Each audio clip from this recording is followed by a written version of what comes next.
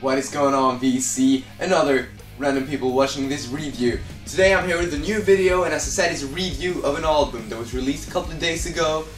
This is Slash's World on Fire. I've done a couple of videos on this album before, and today I'm here with my last major one, I think, unless I do some in the future, but last major one for a long while.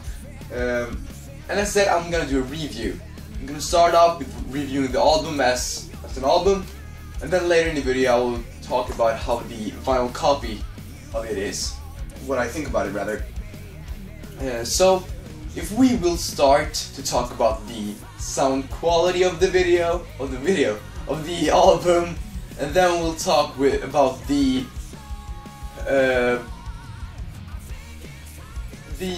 track list and what I think about all of the songs, and then we'll go into the vinyl part of it all. So starting off with some major information about the album and the sound quality about it. So it's recorded by Slash and Myles Kennedy on vocals, and the Conspirators, which is the bass player and the drummer. I'm not sure about their names, but they're fucking awesome, both of them. That's for sure. It's recorded on reel-to-reel tape. So for those of you who don't know, reel-to-reel tape was used before you recorded songs on computer. You recorded on a physical tape, and many people, especially audiophiles, most of us listening to vinyl too, I think many of us are really concerned about audio quality. So it's recorded on reel-to-reel tape, which for us listening to it on vinyl will sound better than if it was recorded digitally, many people think. And I'm one of those that think it sounds better, but it's personal. So you call it reel-to-reel tape, which gives it a more of a 70s, 80s feeling of it. It feels more real, if you understand what I mean. It feels more professional. And I mean, that's always a good thing. If something feels professional, you get this feeling that they're really putting a lot of work to it. And World on Fire, every single track feels like a genuine track that everyone has worked hard on getting perfect. So I guess that can be some sort of segue into the songs on the track. The song starts off with the first single, or rather the only single released as a single. I mean, they released World on Fire, which is the first track, as a single. They also released Bent to Fly and 30 Years to Life. Those weren't singles per se. I think both of them was released if you pre-ordered the album iTunes, which I didn't, so I'm not quite sure. I know 30 Years to Life was. Bent to Fly, I know it might have been released for some radio stations, but I'm not sure. Anyhow, oh, I did not just say that. That was really embarrassing. Anyhow, oh my god. Starts off with World on Fire, as I said, really good track. I've listened to it. I think my iTunes count on it when it was released as a single was, before I removed it when I got the full album, I think it was about 48 plays in 2 weeks. So I really dig that track. So World on Fire, great track. Next one is Shadow Life, which is a song that starts off with a somewhat clean guitar and then kicks in, and that's probably one of my favorite tracks on the whole album. I love Myles' vocals in this song, and the lyrics in Shadow Life is really good. I really like the lyrics, and yeah, so Shadow Life, awesome song, especially the first verse. I really dig the lyrics in the first verse, and the chorus. When the chorus in Shadow Life kicks in, it almost gives me like adrenaline kick. It's so goddamn good. I can't really describe it. Third track is Automatic Overdrive. Automatic Overdrive is it's a fairly good song. It's a mediocre song, I would say. It isn't one of the best on the album, and I mean, it isn't one of the worst either. But to say that and all, it's one of the I don't know, one of the baddest. I don't know. I can't really say it's a bad song because it's a really good song. So I mean, the bar on this album is set pretty high. The bad song, the worst song on this album is still a track I would like really much. I mean, it's just that almost every track on this album is great. So Automatic Overdrive is one of the worst, I don't even know if that's a word. I'm from Sweden. You can blame me. One of the better. You understand what I mean?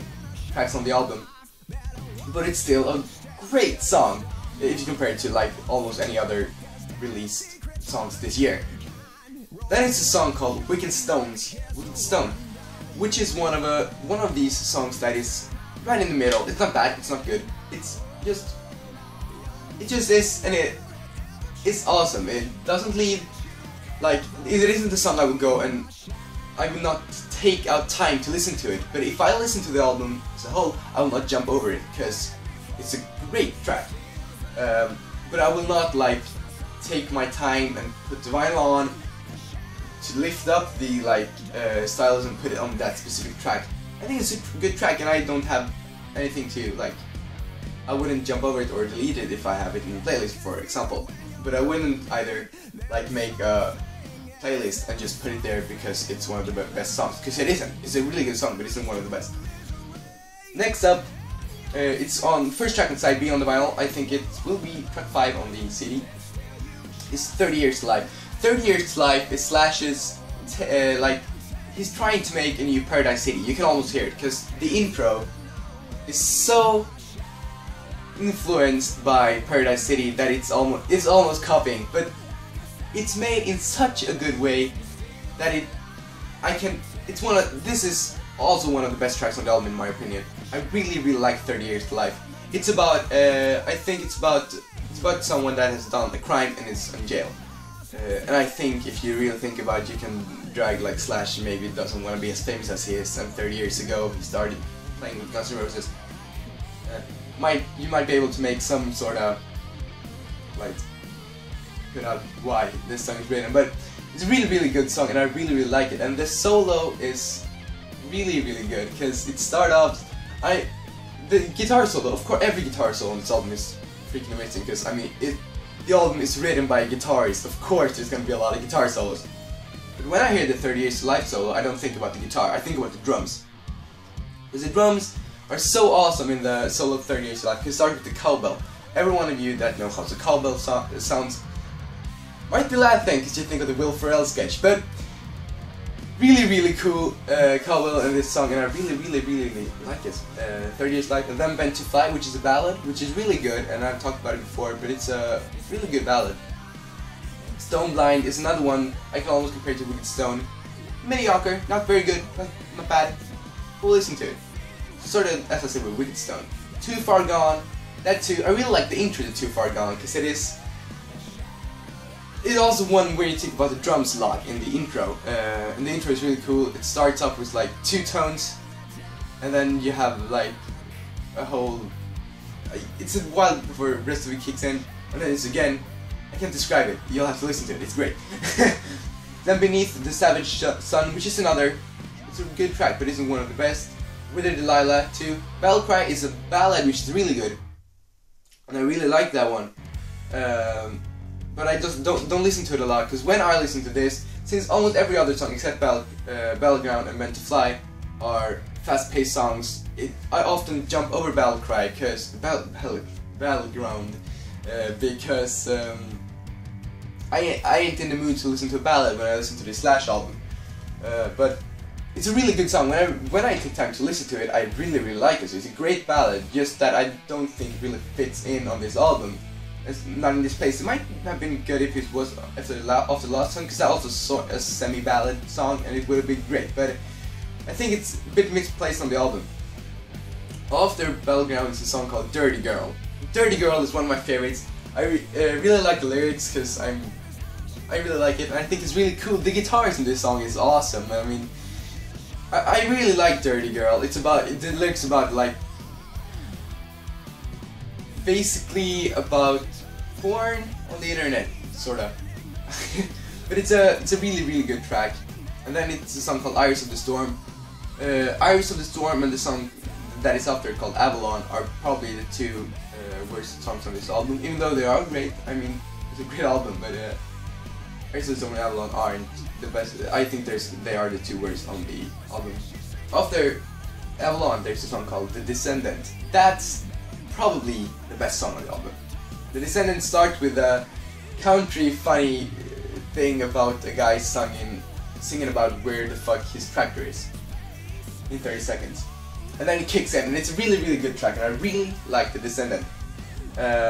So The Descendant, awesome track, my favorites on the album. And after the solo, it's like the chorus, but mostly vocals, and I think it's awesome. The Descendant is a song called Safari, which is an instrumental song by Slash, of course. Guitar solo all the way through. 3 minutes of Slash guitar solo, it can't be bad, it's awesome. After that is a song called The Unholy. The Unholy is also, I think it's the same band, I haven't listened to it a lot, but it's a good track. Now, ladies and gentlemen, we'll go to talk about the vinyl. So if you just wanted to hear about the album, goodbye, have an awesome day, thanks for watching. If you want to hear about the vinyl, this vinyl, stay, because look at this. This I haven't seen a lot. I have seen a lot on CDs, digipacks, I haven't seen a lot on vinyl. Look at this. So here is the vinyl, and here is the cover over the vinyl. If we open, we have like a fold thing, and I will now show some picture of it and talk about the vinyl itself. It's on 180 gram vinyl, so it's really good. It's double the vinyl, 180 gram. Custom labels, which look really cool actually, and I have the black edition of the album. There is, I think it's 250 limited copies in red, which you got if you bought it from Slash own website or web shop, but I didn't. I bought it from Ginsa.se, which is a Swedish record and music seller. And yeah, so I have the black one, and it's on 180 gram vinyl, as I said, and it's really good. It sounds really good, and I think it's mastered, or mixed rather. Mixed and mastered different for vinyl, which many people do, but this is more significant for, like, especially the first track, World on Fire. When you hear the intro, you will hear that the guitar, they cut off more like describe it, more like hard than they do on the MP3 or CD version. So I think that's a real bit fun, and then it also contains a download card for the MP3 version, which I have on my iPod. So yeah, that was my review of Slash's World on Fire. Do you like the album? Leave a comment if you do. If you don't like it, leave a comment and tell me why you don't like it, because I really like it. I think it's the best album of the year so far. It's probably, it's definitely Slash's best solo album, or Slash and Myles and the Conspirators' best album. I know, I almost more see them as a band now than I did on the last record. Now I feel they are like the whole band, before they weren't. But anyhow, thanks for watching, great album, have an awesome day. If you will buy it, I really think you should buy it. If you listen to vinyl, I really think you should buy it on vinyl too, even if it's a bit more expensive. This is a double vinyl and it's got many things. Oh, I almost forgot it. The vinyl has a textbook, which you probably already will have seen pictures of, with lyrics and pictures, which I think is really cool. But anyhow, thanks for watching, have an awesome day. If you want it, buy it on vinyl if you listen to vinyl, because it's a really actually really worth it. But if you don't, buy it on CD or digital if you want to do that, because it's a really good album. I really think you should give money to Slash, and I mean, he has a lot of albums, but he should be supported because this is a great album. Now, I'm gonna leave you. Have a nice day. Bye.